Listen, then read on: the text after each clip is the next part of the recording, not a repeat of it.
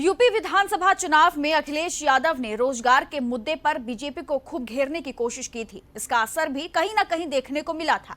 लेकिन चुनाव खत्म होने के बाद भी अखिलेश यादव एक बार फिर से रोजगार के मुद्दे पर एक्टिव हो चुके हैं और बीजेपी को घेरने की पूरी रणनीति भी बना चुके हैं। तो क्या है अखिलेश यादव की नई रणनीति, जानने के लिए देखिए हमारी इस खास रिपोर्ट को।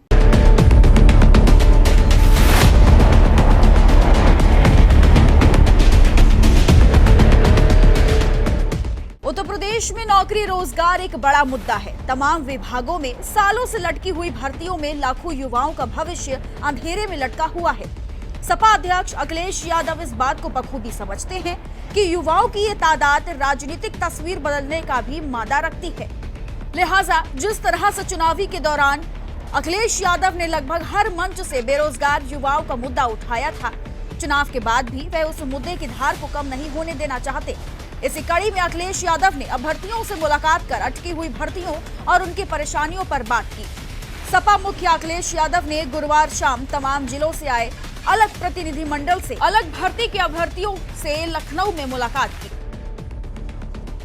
अखिलेश यादव ने जिन अभ्यर्थियों से मुलाकात की उनमें यूपीएसएससी के वो तमाम अभ्यर्थी शामिल थे जिनकी भर्तियां पूरी नहीं हो पाई हैं। इसके साथ ही उन्होंने 32,000 अनुदेशकों के प्रतिनिधि मंडल से भी मुलाकात की। वहीं मंडी परिषद भर्ती के अभ्यर्थियों ने भी अपनी परेशानी अखिलेश यादव के सामने रखी। आबकारी पुलिस भर्ती के अभ्यर्थियों ने कहा कि इस भर्ती में भेदभाव हुआ है।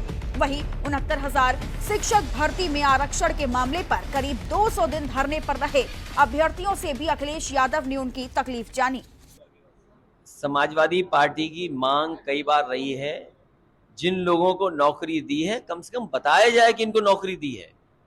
अगर 5 लाख का दावा है तो कम से कम कन्नौज में बताया जाए कि 5 लाख में कन्नौज के लोगों को इतनी नौकरी मिली है, फर्रुखाबाद के लोगों को इतनी मिली है, सहारनपुर के लोगों को इतनी मिली है, चित्रकूट के लोगों को इतनी मिली है, झांसी के लोगों को इतनी मिले। कम से कम जानकारी तो दे सरकार।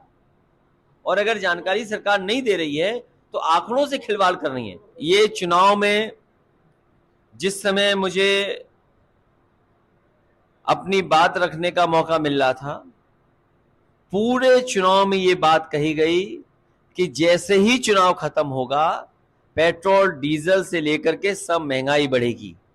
सवाल महंगाई का तो है ही है, लेकिन जिस तरीके से बेरोजगारी बढ़ रही है, हमारा यूथ, हमारा नौजवान, उसका भविष्य अंधकार में दिखाई दे रहा है।